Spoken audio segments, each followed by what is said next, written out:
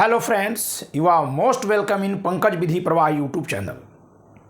Simply this is called as PVP Law and this is one of the oldest YouTube channel on legal education. दोस्तों, कानून पढ़ाने वाले चैनलों में से सबसे पुराने चैनल पंकज विधि प्रवाह पर आप सभी का बहुत बहुत स्वागत है। आज का मेरा ये लेक्चर लॉ स्टूडेंट्स और यंग एडवोकेट्स को डेडिकेटेड है। चाहे आप कंपटीशन की तैयारी कर रहे हो पीसीएस जेएस की या अदरवाइज आप प्रैक्टिस में हो, आज हम चर्चा करेंगे सीपीसी पर कैसे ग्रिप बनाएं। देखिए दोस्तों, मैं भी स्टूडेंट रहा हूं। सीपीसी बहुत कॉम्प्लेक्स लॉ माना जाता है, बहुत वास्ट है। जब इस बेयर एक्ट को हम उठाते हैं यह सोचकर कि सीपीसी को समझा जाए तो समझ नहीं पाते हैं कि शुरू कहां से करें,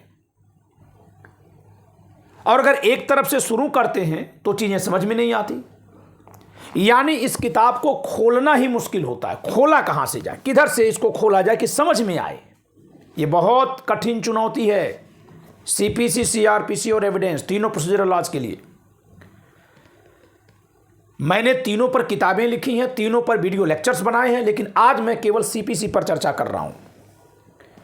तो दोस्तों, जहां बेयर एक्ट इतना मोटा है वहीं मैंने आप सबके लिए सीपीसी को समझना आसान करने के लिए हिंदी और इंग्लिश मीडियम में ये पतली पतली किताबें लिखी। 120 पेज में हिंदी मीडियम की और 130 पेज में same material English medium book है। ये पोस्टल चार्ज के साथ 220 रुपीज़ में आपके घर तक पहुंच जाएंगी। इन किताबों में मैंने क्या लिखा है और कैसे ये उपयोगी होंगी पहले ये समझाते हैं। लेकिन इसका मतलब ये नहीं है कि ये मैं इस बुक को सेल करने के लिए यहाँ आया हूँ, नहीं, मैं कुछ बात बताने के लिए आया हूँ। फिर आपको उपयोगी लगे तो किताब ले लीजिएगा। और कहाँ से परचेज करेंगे तो आप दिए गए नंबर पर संपर्क करिएगा, व्हाट्सएप पर अपनी डिमांड भेजिएगा, ऑनलाइन पेमेंट करिएगा, अपना एड्रेस भेजिएगा, आपके एड्रेस पर पोस्टल के जरिए चला जाएगा। लेकिन जो मैं दिखाने के लिए आया हूँ, इस बुक में देखिए क्या लिखा है। पहले तो संहिता का एक सामान्य परिचय है। इंग्लिश मीडियम में भी ये बुक है, अभी दिखाऊंगा कैसे पारित हुई, कैसे लागू हुई। ये बहुत सिंपल सी बात है, फॉर्मल है, इसकी कोई ज़रूरत बहुत नहीं है। दूसरी बात आती है जो सबसे महत्वपूर्ण है, जिससे इस कोड को हम खोलते हैं, इस पूरे इतनी बड़ी बुक को ओपन करना सीख जाते हैं। ओपन करना मतलब पेपर्स को नहीं, पर्पज वाइज कहाँ से कैसे देखें। जैसे अगर आप हाई कोर्ट में प्रैक्टिस कर रहे हैं तो आपको क्या देखना है, मोस्टली सेकेंड अपील और रिवीजन, ये सबसे इंपॉर्टेंट है आपके लिए। और अगर कहीं फर्स्ट अपील गई है तो फर्स्ट अपील भी देखनी है, यानी फर्स्ट अपील, सेकेंड अपील और रिवीजन, मोस्टली तो यही देखना है ना। अब चूंकि फर्स्ट अपील या सेकेंड अपील या रिवीजन में आप लॉ के पॉइंट पर मेंटेनेबिलिटी पर भी सवाल उठाते हैं, तो मेंटेनेबिलिटी किसी सूट की कहां होती है? पार्ट 1 में सेक्शन 9, 10, 11, 12, 13, 14, 15, 16, सेक्शन 35B तक ये मेंटेनेबिलिटी का क्लॉज है। तो फिर इधर भी देखना पड़ेगा। मेंटेनेबिलिटी के क्वेश्चंस ट्रायल कोर्ट में भी उठते हैं, यानी पार्ट 1 सीपीसी का ट्रायल कोर्ट में तो बहुत इंपॉर्टेंट रोल प्ले करता ही है। अगर मेंटेनेबिलिटी के ग्राउंड पर अपील या रिवीजन में कोई क्लेम किया जाए तो वहां भी इन सेक्शंस की जानकारी होनी बहुत जरूरी होती है। फिर भी मैंने आपको कैसे पहले कहां से ओपन किया कि क्योंकि आप हाई कोर्ट में प्रैक्टिस कर रहे हैं तो आपको और कुछ क्या देखना है। आप या तो अपील कोर्ट में हैं या रिवीजन कोर्ट में, तो अपील और रिवीजन पहले देखिए। तो हमने आपको इस बेयर एक्ट को खोलने का कारण बता दिया कि कहां से खोलेंगे, और फिर आपको बताया पढ़ना पूरा पड़ेगा,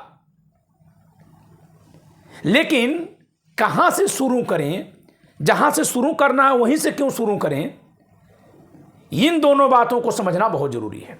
ये देख लीजिए, इसमें क्या है, संहिता के भागों धाराओं का वर्गीकरण, कार्यवाहियों का प्रथम चरण, द्वितीय चरण। प्रथम चरण में जो है suit first stage, second stage में अपील, रिफरेंस, रिवीजन, रिव्यू, ये सब बातें आती हैं। यहां देखिए पूरा यहां लिखा हुआ है और इसका क्लासिफिकेशन चार्ट के हिसाब से यहां लिखा है। कार्यवाही का प्रथम चरण वाद सामान्यतः generally suit, section 9 to 35 B, इसमें भी शूट कब किया जाएगा, कहाँ किया जाएगा, कैसे किया जाएगा, कैसे निपटाया जाएगा, हमने पार्ट 1 का क्लासिफिकेशन यहाँ कर दिया।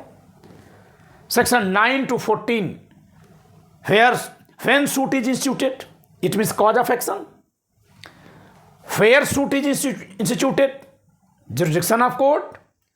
How a suit is instituted, formality of institution of suit, and how it is disposed of, hearing etc. तो आप देखिए पार्ट 1 को हमने क्लासिफाई कर दिया। ये क्लासिफिकेशन आपके बेयर एक्ट में नहीं मिलेगा, आपके नॉर्मल बुक्स में नहीं मिलेगा। इस नाते ये बुक आपके लिए बहुत इंपॉर्टेंट हो जाती है। अभी तो एक छोटी सी बात है, सारे पार्ट्स का हमने क्लासिफिकेशन किया है। ऊपर चूंकि था वाद सामान्यतः, यहां वाद विशेषतः हो गया। कुछ स्पेशल सूट्स हैं जैसे इंटरप्रिटर सूट, जैसे suit by government or against government, suit by foreign rulers or against them. ये सब चीजें जो है, जो स्पेशल सूट्स हैं, इनकी बातें आ गई। तो पार्ट 4 का हमने क्लासिफिकेशन किया, यानी सबसे पहले पार्ट 1 सूट इन जनरल और पार्ट 4 सूट स्पेशल सूट्स। फिर इसके बाद कार्रवाई का द्वितीय चरण क्या है, सेकेंड स्टेज, यानी अपर कोर्ट में जब जाते हैं। अपील, रेफरेंस, रिव्यू, रिवीजन, ये हमने 4 लगाया यहां। पार्ट 7 और 8 का क्लासिफिकेशन यहां किया। अपील, देखिए अपील में first appeal, second appeal, appeal against orders, power of appellate courts, appeal in supreme court, reference, review, revision, सबका क्लासिफिकेशन यहां मिल गया। तो आप पूरी सीपीसी को देखने लगे, 1 पेज में 2 पेज में आपने चार्ट के माध्यम से पूरी सीपीसी को देख लिया। मैं इसी पेज को इंग्लिश मीडियम की बुक में भी खोलकर दिखा दे रहा हूं आपको। यह हमारी इंग्लिश मीडियम की बुक है, 130 पेजेस की है। यह हिंदी मीडियम की 120 पेजेस हैं। देखिए, जब किसी कानून को आप एक बार बेसिकली समझ जाते हैं, उसका बेसिक, तो रेस्ट तो आपका माइंड खुद एक्टिवेट हो जाता है, आप आगे समझते रहते हैं। इसलिए ये किताबें मास्टरपीस हैं, बहुत जरूरी हैं आपके लिए। Suits in general, when may suit be filed, यानी cause of action, where shall suit be filed, how shall suit be filed, how shall suit be disposed of. Part 1 का पूरा क्लासिफिकेशन सेक्शन 9 to 35 बी। ये classification जैसे ही आप chart के according कर लेते हैं, फौरन आपका माइंड एक्टिवेट हो जाता है। Second stage of litigation, first stage litigation means trial, second stage of litigation such as appeal, review, revision, even reference also. ये सेकेंड स्टेज है, यानी एक बार कोई जजमेंट या एक्शन हो गया, देन आप ऊपर जा रहे हैं। पार्ट 7, 8 का क्लासिफिकेशन है जो मैंने वहां दिखाया। Reference, review, revision, appeals from original decree, the first appeal, second appeal, appeals from orders such as. Then special procedure in civil proceedings, special suits का हमने क्लासिफिकेशन किया पार्ट 4 का। स्पेसिफिक प्रोसीडिंग्स भी हैं पार्ट 3, 5, 6 में। इनका पूरा का क्लासिफिकेशन यहां मिलेगा। जैसे आर्बिट्रेशन कहां होगा सीपीसी में, सेक्शन 89 में बात लिखी गई है। फ्रेंडली सूट सेक्शन 90 है। फ्रेंडली सूट कभी लोग यूज नहीं करते। अगर आप अपने पार्टी को इसका एडवाइस दे देंगे, आपको एक्स्ट्रा रिकॉग्निशन तो मिलेगी ही, क्योंकि फ्रेंडली सूट नॉर्मली कोई न जानता है न सजेस्ट करता है। तो अगर आप एडवोकेसी में हैं तो भी आपके लिए बहुत अच्छी चीज़ है। और अगर आप लॉ कर रहे हैं, एलएलबी कर रहे हैं, एग्जाम के लिए इंपॉर्टेंट है। कंपटीशन में है, फ्रेंडली सूट पूछा जाता है। इतनी छोटी सी किताब में चार्ट फॉर्म में यहां तो पहले सब कुछ दे दिया गया।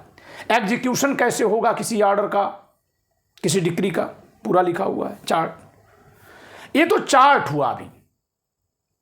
फिर इसके बाद अगला चार्ट आता है general provisions for suit. Orders का पूरा क्लासिफिकेशन है। All the orders are classified here. Next, interlink between sections and orders. कौन सा सेक्शन किस ऑर्डर से पढ़ना है, कौन कौन से सेक्शंस किसी ऑर्डर के साथ नहीं है, कौन कौन से ऑर्डर्स किसी सेक्शन के साथ नहीं है, ये भी यहां लिख दिया गया 1 पेज में सब कुछ। देन आता है डेफिनेशन। मैं केवल डिक्री की डेफिनेशन तक आपको इस बुक को दिखाऊंगा, रेस्ट आप समझ लीजिएगा। डेफिनेशन ऑफ डिक्री, ये बेयर प्रोविजन है जिसको हमने कलर शेप में किया है जिससे कि बेयर एक्ट एकदम अलग दिखे। और बेयर एक्ट जो सेक्शन 2(2) है डिक्री की डेफिनेशन, इसको भी हमने heading they the, elements of decree, deemed decree, adjudication not decree, kinds of decree. चारों बातें हमने अलग अलग कर दी जिससे कि आपको डिक्री की डेफिनेशन समझना आसान हो जाए। फिर इसके बाद हमने एक एक पॉइंट को, 5 एलिमेंट्स होते हैं चूंकि डिक्री में, हर एक पॉइंट को हमने अलग अलग दिखाया। Adjudication done by some court, adjudication must have been done in any suit, suit का मतलब क्या है, adjudication conclusively determined rights of the parties, ये सारी बातें हिंदी मीडियम की किताब में भी है। आगे चलते जाइए, adjudication must be conclusive and the adjudication must have been expressed formally, not decree, decree क्या नहीं है, order of dismissal for default, ये लाइन एक लिखी हुई है सेक्शन 2(2) में, व्यतिक्रम के आधार पर खारिजी का कोई आदेश डिक्री नहीं है। अब हमने इसमें क्या किया जरा देखिए, पूरे सीपीसी से हमने डिसमिसल फॉर डिफॉल्ट के जितने केसेस बनते हैं इंटायर सीपीसी से हमने सर्च करके एक टेबल बनाकर दे दिया। चूंकि वो डिक्री नहीं है तो फिर क्या माने जाएंगे, ऑर्डर माने जाएंगे, या कहीं कहीं डिम्ड डिक्री माने जाएंगे। तो उनके खिलाफ किस कोर्ट में जाएंगे, कहां जाएंगे, अपील में जाएंगे, रिव्यू में जाएंगे, रिवीजन में जाएंगे, या कैसे जाएंगे, कहां क्या लिखा है, इंटायर सीपीसी से मैंने सर्च करके यहां लिख दिया। Default, failure of plaintiff to pay fee for service of summons, अगर समन की फीस देने में प्लेंटिफ विफल रह गया तो इफेक्ट क्या होगा और रेमेडी कहां है। आपको मैं बता दूं, वकालत के लिए एक चार्ट इतना इंपॉर्टेंट है, एक ही चार्ट एडवोकेसी के लिए इतना इंपॉर्टेंट है कि अगर 1000 रुपए में चार्ट मिल जाए तो आप खरीद लीजिए। यहां तो पूरी किताब ही मिल रही है महज 220 रुपए में आपके घर तक जाकर। Plaintiff failure to comply with order 7 rule 9, जो जितने डिफेंडेंट होते हैं नंबर ऑफ प्लेंट उतने देने होते हैं ना, अगर वो नहीं किया तो उसका इफेक्ट क्या होगा, कहां पर होगा और उसके ऊपर रेमेडी क्या होगी। अगर आपसे वो गलती हो गई, आप प्लेंटिफ हैं, आपसे वो गलती हुई है, तो आपके लिए रेमेडी क्या है। अगर आप डिफेंडेंट हैं तो प्लेंटिफ के इस कमी पर आप कैसे उसके खिलाफ एक्शन ले लेंगे, ये एडवोकेसी का पार्ट बनेगा। Both plaintiff and defendant do not appear on date hearing, absence एक डिफॉल्ट होता है, क्या इसका फर्क पड़ेगा, कहां इसके लिए रेमेडी है, यहां उसका कॉन्सिक्वेंसेज है, यहां उसके लिए रेमेडी है। आप देखिए मैंने कितनी मेहनत से रिसर्च करके लाया होगा। डिसमिसल इन डिफॉल्ट के 13 केसेज पूरी सीपीसी से मैंने सर्च किए हैं। हो सकता है कि शायद कोई एक दो और मिल जाए, लेकिन मेरा अपना मानना है कि मैंने पूरी मेहनत से सर्च किया है और शायद ही मिले। सबके लिए हमने यहां लिखा है। अब एक चार्ट ये है जिसको दिखाकर आज की क्लास को यहां से समाप्त करूंगा।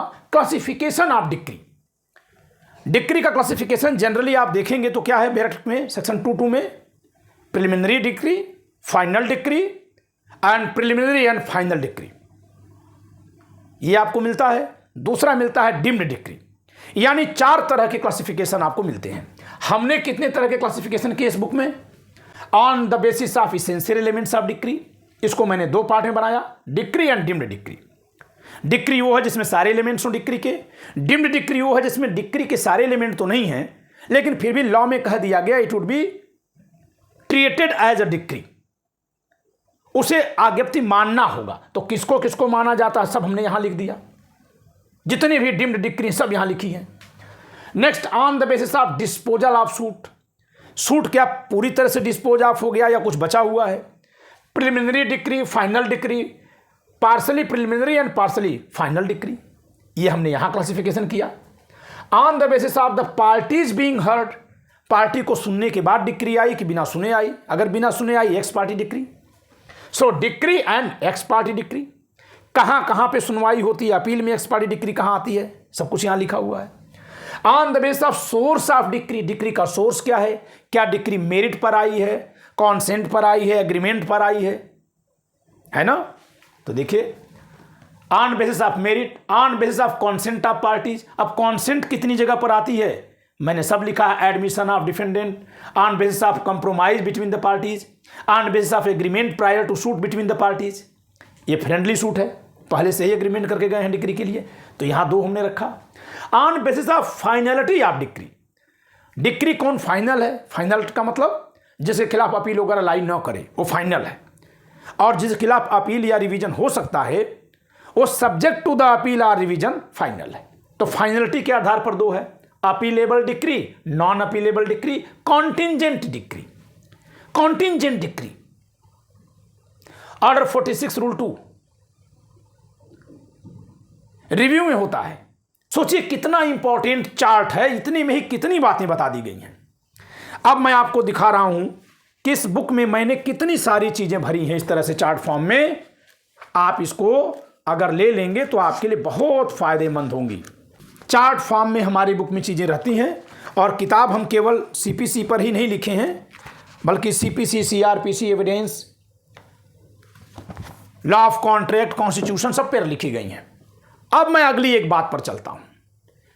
दोस्तों, आपको कितना खर्च करना चाहिए सीपीसी पर अच्छी ग्रिप बनाने के लिए? अगर आप किसी अच्छी कोचिंग इंस्टीट्यूट में जाते हैं तो आपकी फीस नॉट लेस देन 1,25,000 होती है। 1,25,000, 1.5 लाख से कम नहीं होती है। और अगर ऑफलाइन कोचिंग है तो आप जाकर वहां रहते हैं और तब पढ़ते हैं तो लगभग इतना ही खर्च रहने में भी आता है। टाइम आपका पूरा जाता है उसमें, क्योंकि आप फिर दूसरा कोई काम नहीं कर पाते हैं। तो अगर हम खर्च देखें तो लगभग 3 लाख के आसपास आएगा कोचिंग का, कहीं भी ऑफलाइन कोचिंग करेंगे तो। 3 लाख की कोचिंग फीस को अगर हम कैलकुलेट करें, सेग्रीगेट करें, उसको विभाजित करें कि सीपीसी का हिस्सा कितना आएगा। और ध्यान दीजिएगा कि मेरे पास केवल सीपीसी के ही किताब और लेक्चर नहीं है, सारे विषयों के, लेकिन मैं केवल सीपीसी आज आपको बताना चाह रहा हूं, क्योंकि मैं चाहता हूं कि शुरुआत आप सीपीसी से करिए। तो 4 बड़े लॉज हैं, सीपीसी, सीआरपीसी, आईपीसी और कॉन्स्टिट्यूशन। सबसे बड़े 4 लॉज होते हैं। इन 4 बड़े कानूनों के अलावा मीडियम साइज के 5 महत्वपूर्ण कानून होते हैं। Transfer of property act, law of evidence, law of contract, Hindu law, Muslim law, law of torts. ये 6 हो गए। तो 4 सबसे बड़े और 6 थोड़े से मीडियम साइज के। 10 कानून को अगर कोचिंग पढ़ा देती है तो उसका 70 to 80% कोर्स कवर हो जाता है। रेस्ट लोकल लॉज और माइनर लॉज 30% में आ जाते हैं। यानी कि सीपीसी पर कम से कम आपका 15,000 रुपए का खर्च आता है अगर आप ऑफलाइन क्लास में 1.5 लाख रुपए फीस देकर जाकर के रहकर पढ़ते हैं। तो मैं आपको एक सुविधा दे रहा हूं कि आप मोबाइल से एक ऐप इंस्टॉल करिए, पीवीपी लॉ ऐप। देखिए यहां लिखा हुआ है पीवीपी लॉ ऐप इंस्टॉल करिए। Watch law video lectures on PVP law app. PVP law app install करिए और इस पर सीपीसी पे लगभग 50 लेक्चर्स मैंने रिकॉर्डेड फॉर्म में रखे हैं। 50 लेक्चर्स जिनको आज डिस्काउंटेड रेट पर आपके लिए ओपन किया जा रहा है 2 जून को। 2 मंथ्स के लिए इंटायर सीरीज 500 में दी जा रही है। तो 500 के लेक्चर्स एंड 220 रुपीज की बुक, 720 रुपीज में पूरी सीपीसी पर आपकी पकड़ हो जाएगी। इतनी हो जाएगी कि रेस्ट जो चीजें आगे कहीं और मिलेंगी वो समझ में आपको आ जाएंगी। You can easily understand the rest parts of law. और सीपीसी पे अगर आप साउंड ग्रिप बना लेते हैं तो फिर कॉन्स्टिट्यूशन समझ में आने लगता है, क्योंकि इस कॉन्स्टिट्यूशन का नेचर भी सिविल है मोस्टली। तो मेरा सजेशन होगा दोस्तों कि आप सीपीसी पर ग्रिप बनाने के लिए पूरा लेक्चर देखिए। 2 महीने के लिए अगर लेंगे तो 500 और अगर 12 मंथ्स के लिए लेते हैं आप तो 1000 रुपीज। ये डिस्काउंटेड रेट है, यानी या तो 720 रुपए या 1220 रुपए। 720 रुपए अगर देते हैं तो किताब सहित लेक्चर मिल जाएगा आपको 2 महीने के लिए। और अगर 1220 रुपीज पे करते हैं तो 1 ईयर के लिए आपको लेक्चर मिलेगा। बुक तो हमेशा आपके लिए रहेगी।